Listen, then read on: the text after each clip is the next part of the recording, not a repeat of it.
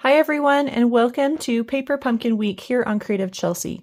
Thanks for joining me today as I continue to share some beautiful card ideas you can make with the November 2024 Paper Pumpkin Kit called Filled with Joy. Here's a quick peek at the original stockings from the kit. If you would like to watch me unbox this kit and create these cards or see any of my other alternatives, click on the playlist in the top right corner. You can also find in that playlist the video where I show you how to cut up the stocking so that you're prepped and ready to go for all 5 cards. So if you've missed that, go check that out before you watch this video. This is the second alternative card I will be sharing with you this week. This card gives all the retro feels. I love the use of the circles as a backdrop for this easy to replicate layout. I also will be sharing with you how to cut fabric with your die cuts. Please drop a comment below with your favorite tip that I share during this video today. If you're new to my channel and would like to continue to see all of my paper pumpkin alternatives, make sure to subscribe using the link in the bottom right corner. I would love to be your Stampin' Up! Demonstrator. If you're interested in getting your own paper pumpkin subscription, please use the link in the description below to subscribe. My subscribers receive an exclusive card kit designed by me with everything they need to make 2 more beautiful cards with the stamp set and ink spot from that month's kit. We gather together once a month on Zoom to make the card and have fun together. I would love to have you join me. Make sure to subscribe to Paper Pumpkin and list me as your demonstrator or use the link below. We're going to begin with a fun technique for the background of our card on our crumb cake card base. I'm going to grab a little box that I like to do my splattering in, and then we're going to do white craft ink splatters.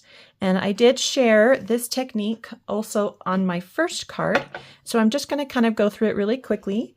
You're going to grab a white craft ink refill, add some to your clear block, and mix it with a little bit of water. And then you just want it loose enough that it will splatter, but you need it to stay opaque so that you can see the splatters on your cardstock. This is a really great splattering technique for dark colored cardstock. And then you're just going to put it in a little box so that you don't splatter over everything, and then tap it either on your finger or on the box. You can tap like this if you want to. I need a little more water. It's not quite loose enough.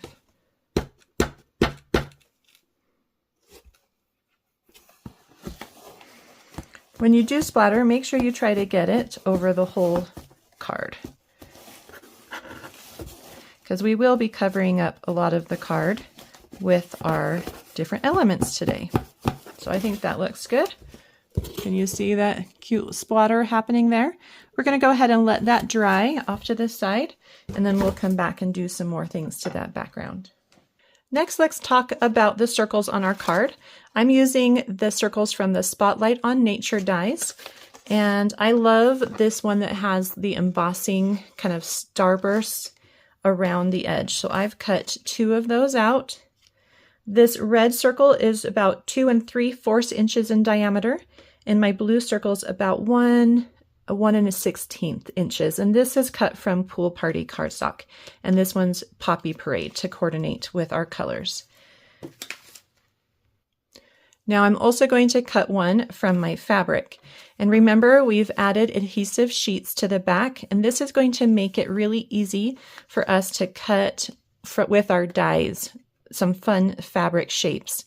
Now when you cut, you only need one, and you're going to cut it all the way down in that toe of the stocking so that we can use this wider, more rectangles area for another card.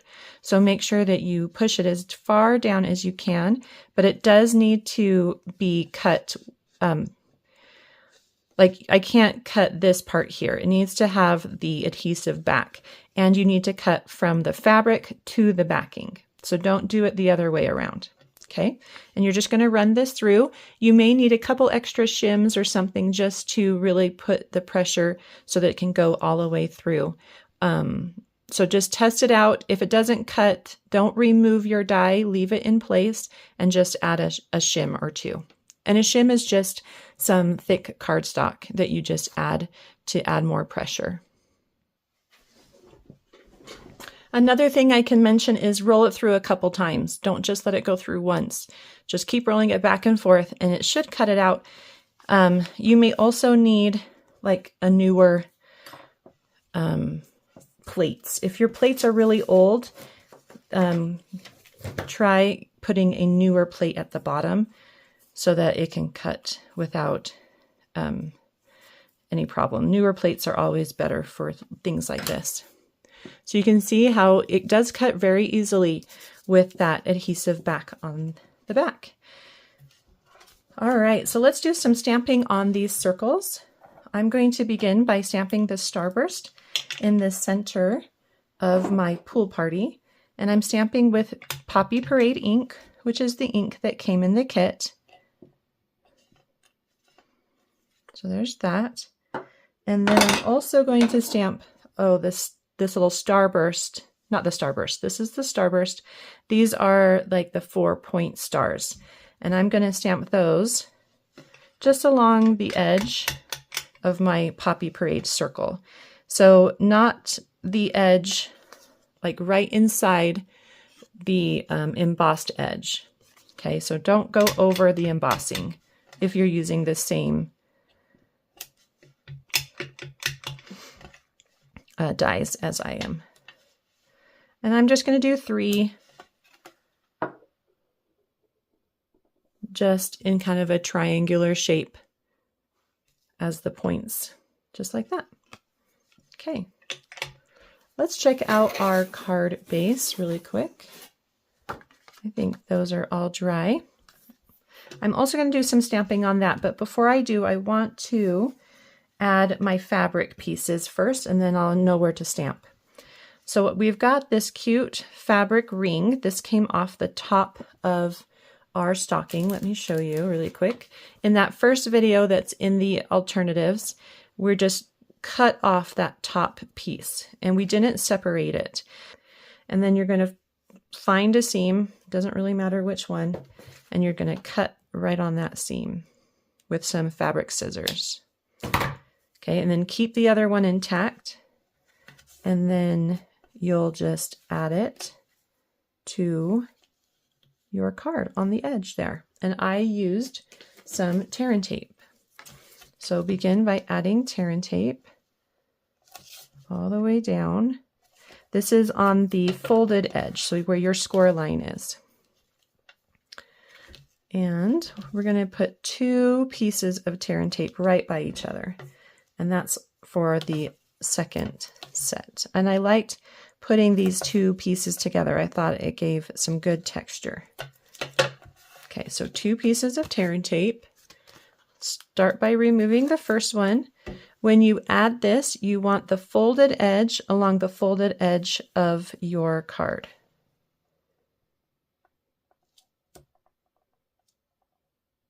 So start on one side and then just kind of match it up as you go all the way down. Just like that. And then you're going to remove the second piece of tear and tape, the backing.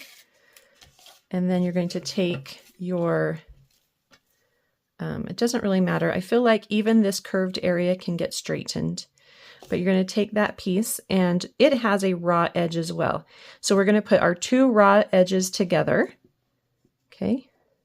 So just kind of, you can kind of tuck it underneath or just butt it up right next to that other raw edge. If you need to lift up, you can do that.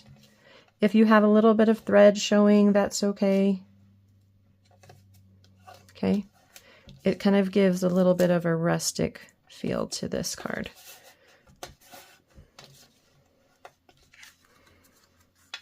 All right. Okay, so that's how you do that. So there's a folded edge here, a folded finish edge here, and the 2 raw edges are touching in the middle. Then take your pair of paper, or not paper snips, sorry, fabric scissors, and just trim them right along the edge of the card. Okay, just like that. Isn't that so cute? I just love that little detail there. So we're going to go back to that 4-point star grouping, and we're going to stamp that in Poppy Parade in a couple areas. And again, I like the top left, bottom right areas. And I do want my stars to look up and like straight up and down, so not crooked for this one. So I'm going to do some there. It's kind of funny when you're stamping over those white splatter marks, they kind of, the area turns pink. And I just think that's kind of interesting. I'm going to put another one maybe right around here.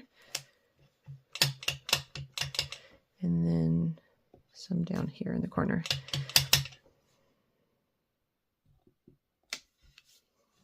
Maybe another one here. You can add as many as you want.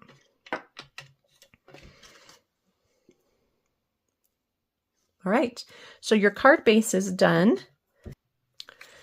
So I'm going to go ahead and start adding my circles to the back of the, or to the card base. And I've started with some dimensionals, and right up just a little higher than center is a great place for that. It can overlap that stitching just a little bit. Then I'm going to take the backing off of my fabric piece and tuck that underneath. I can lift up a little bit if I need to. Tuck that underneath on that kind of bottom right area. And then add a dimensional to the back of your pool party. And then you'll kind of want to tuck that underneath as well and put it right in the center of that fabric piece. I love the layering of those two pieces there. So now let's move to our ornament. I'm going to again stamp some details in these very vanilla spaces. That's something that they suggest doing in the kit, and I really loved how it looks. So I'm going to do the starburst along the top edge here. And then there's a little curly-Q one, and I'm going to do that one, or a loop-de-loop. That's probably a good name for it. And I'm going to place it so the loops are at the bottom, like pointing down. Okay, so it's going to look something like that. And then we'll add our gold topper with a glue dot.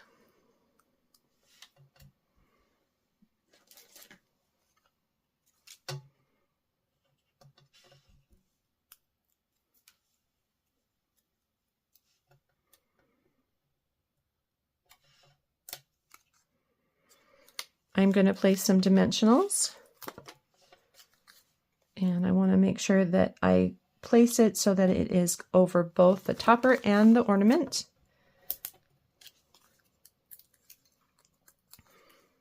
And I'm going to add this to my card a little lower so it doesn't go over the top. It kind of just comes down a little low. I like the way that looks there. Very cute. Now I've already stamped and heat embossed my greeting, Filled with Joy. If you're new to heat embossing, you may want to check out my basics of heat embossing, and I'll link that video up here in the top right corner. I'm going to add that with a dimensional only on the left side. If I want, maybe I will, I can stack two dimensionals together because I have a dimensional layer underneath the circle, and so I need to make up for that height difference there. So that's why I'm putting two together on the right side.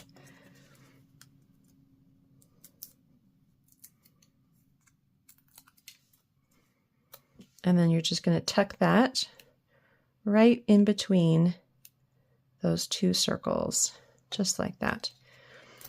Then I've got 10 inches of white baker's twine, and I'm going to tie myself a little bow around the top of that ornament.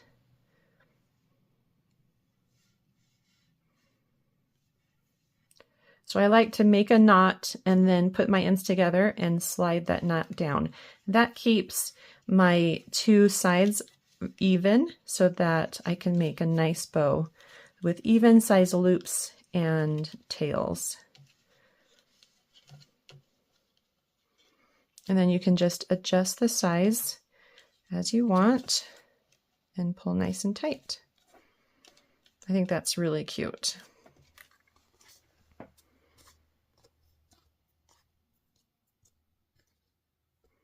And your card's all done. I just love how this card turns out. It's so quick and easy. You just need a couple extra supplies.